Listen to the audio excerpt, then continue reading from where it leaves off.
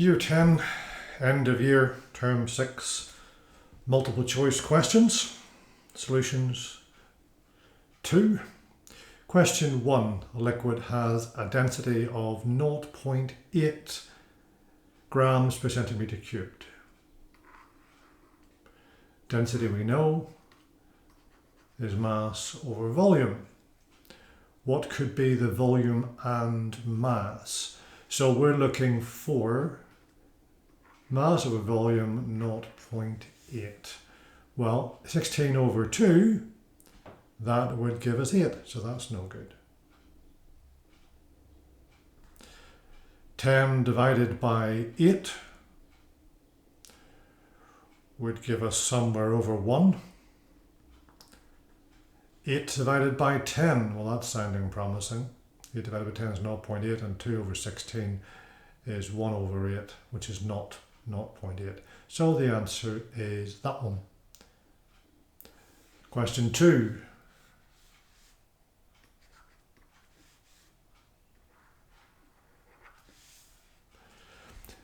Very small pollen grain suspended in water. Bright light shines from the side. Looking through a microscope, small specks of light are seen to be moving in a random, jerky manner. What are the moving specks of light? They're going to be pollen grains being hit by water. That's just a fact. So the answer is the second one. Question 3.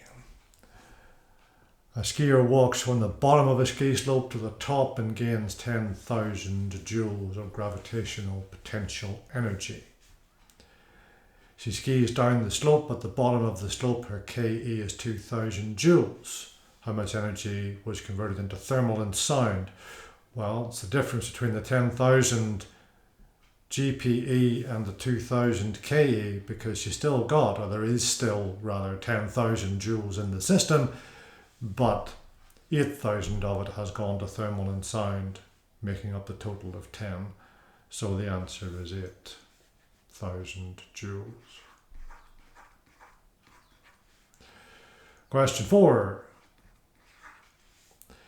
A power station uses nuclear fission to obtain energy. In this process, nuclear energy is first changed to, well, you'll recall that what you do in a power station primarily, mostly, is you convert some kind of stored energy into thermal energy. You boil water, basically.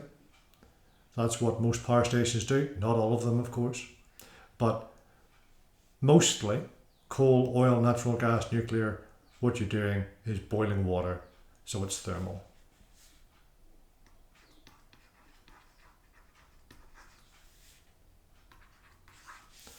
Question 5. A person lifts boxes of equal weight onto a platform. What quantity will not affect the work done by the person? Well, we know that work is force times distance, and the force in this case is the weight of the box. So the work done per box is mass times gravity times the distance moved, the height. And of course, the number of boxes. The more boxes you lift, the more work you do. So the height, absolutely. Number of boxes, absolutely. The time, well, there's no time in here. The weight, absolutely. So the answer is C. Question 6. Which physical property is used to measure temperature in a liquid, in glass, even thermometer? So you look at a liquid in glass thermometer. What tells you the temperature is changing? It is the length of that column of liquid, and that in turn changes because the volume of the liquid changes. So the answer is D. Question 7. The graph shows the temperature of a substance as it is heated steadily. In which part of the graph is the substance boiling? Well,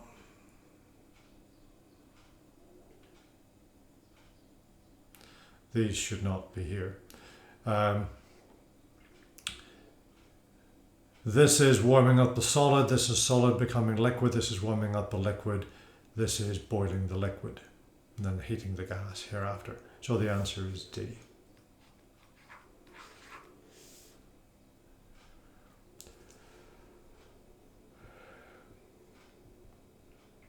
Question 8. Which statement about a carbon nucleus is correct?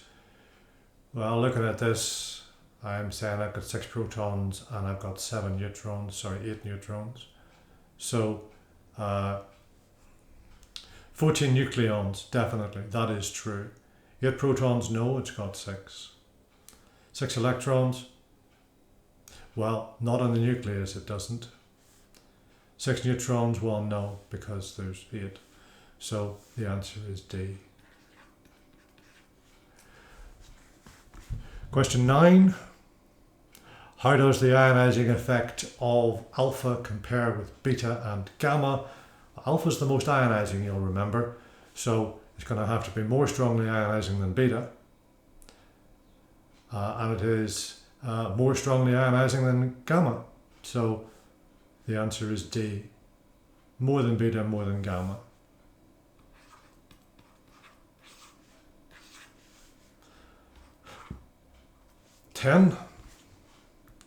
The table shows the count rates obtained from 4 radioactive sources. The measurements were taken at noon on 4 consecutive days. Which source has the longest half-life? Well, we're looking at the one which has the smallest proportionate change.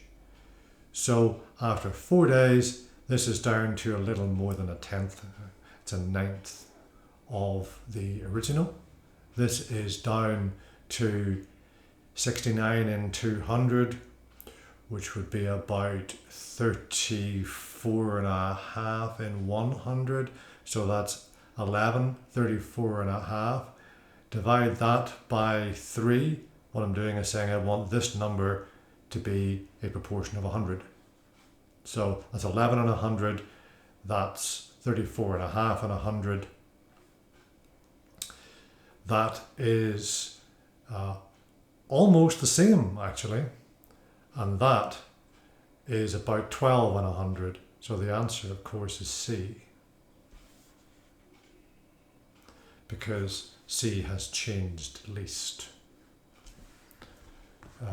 proportionately.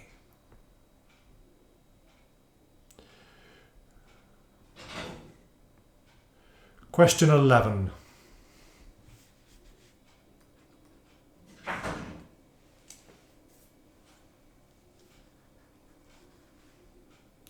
The diagram shows the dimensions of a rectangular block of metal of mass m, which expression is used to calculate the density. Density is mass over volume, and the volume would be P times Q times R. So the answer is D.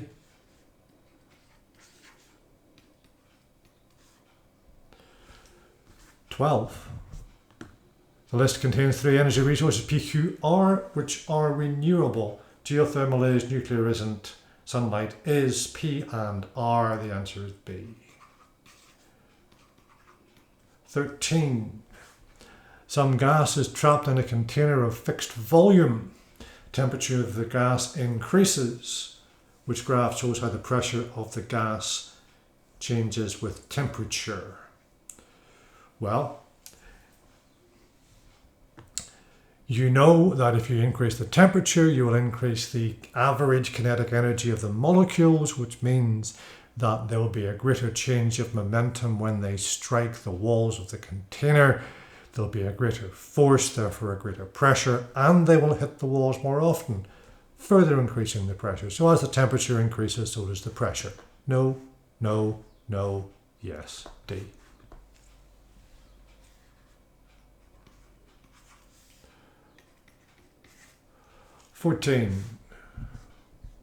Diagram shows a radioactive source, thick aluminium sheet, radiation detector. The reading is greater than the background radiation, which means some of what is being emitted by the source is getting to the side. What could that be? It could not be alpha. It is a thick aluminium sheet, so it could not be beta, therefore it must be gamma. You could say, well, infrared will come through, but infrared is not ionizing and therefore will not be detected by this. C. 15 takes us halfway through. The current rate from a radioactive isotope is recorded every hour. The current rate is corrected for background radiation. The table shows the readings, which estimate of the half-life of the isotope can be obtained from the readings in the table. From which readings, I suppose, is what we mean. So,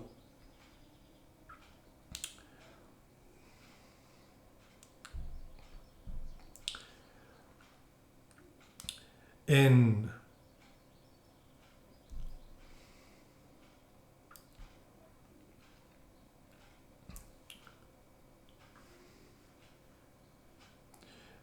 five hours, but more or less halves. So it's a little less than 5. So D.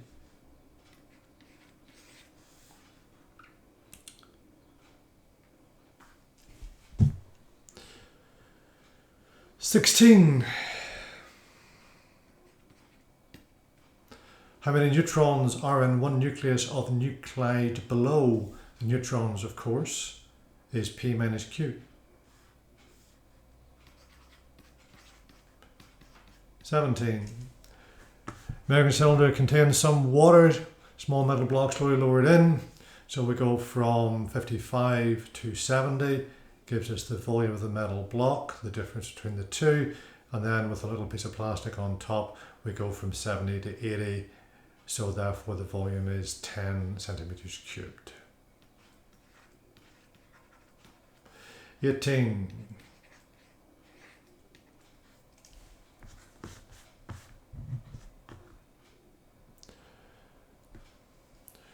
Which of these factors does not affect the power developed against gravity? Well, the power against gravity is work done against gravity divided by time.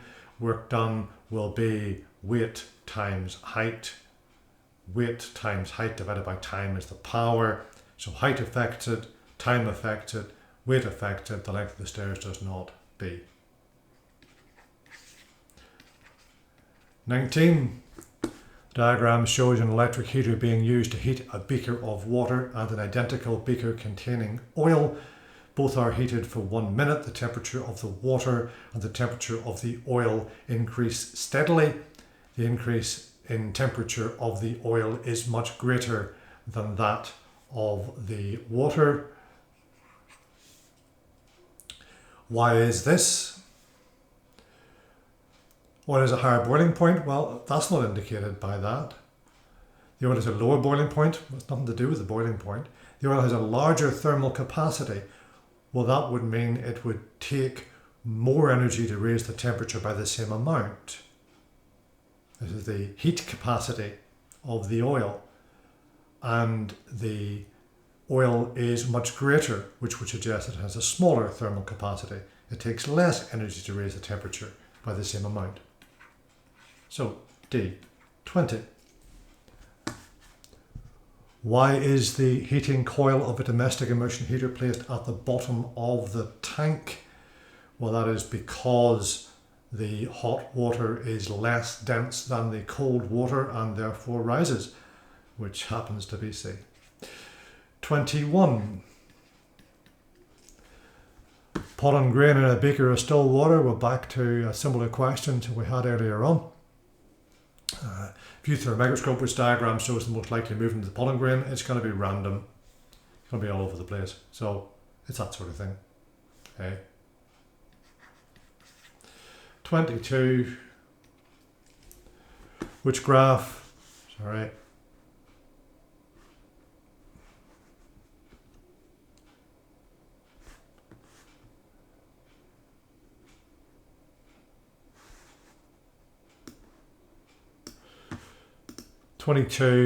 Which graph shows how the resistance of an LDR varies with intended input variable.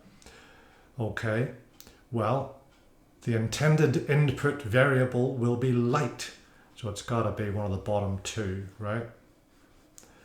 So does the resistance increase with light intensity or decrease? Well, the answer is it decreases, so it's C.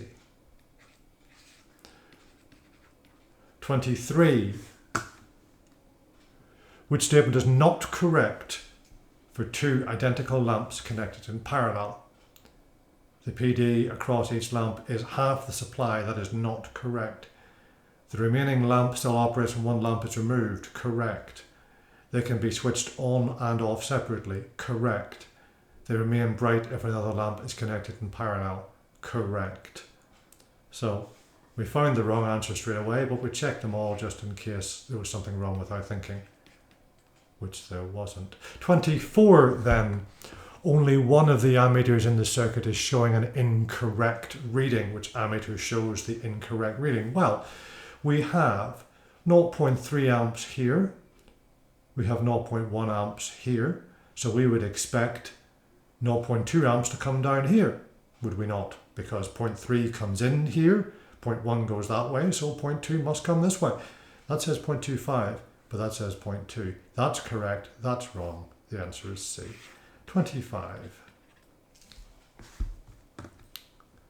Diagram shows a circuit with a fixed resistor connected in series with a thermistor and an ammeter. Which row shows how temperature change affects the resistance of the thermistor and the current in the circuit? Temperature decreases, the resistance of the thermistor will increase. So that's not true. If the resistance increases, the current in the circuit will decrease. So B is true. Temperature increases, decreases, no. Increases, no. The answer is B. 26. Straight current carrying wire has a magnetic field around it, which diagram best shows a magnetic field pattern around the wire. You would expect concentric circles evenly spaced like this. So the answer is A. 27. Which row states the charge on an electron and whether electrons are located inside the nucleus of an atom? Well, it's negative and no. So A.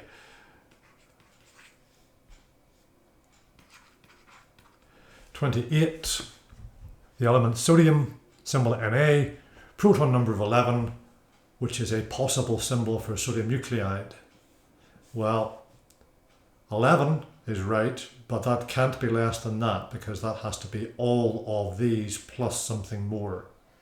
So that's wrong. That should be 11.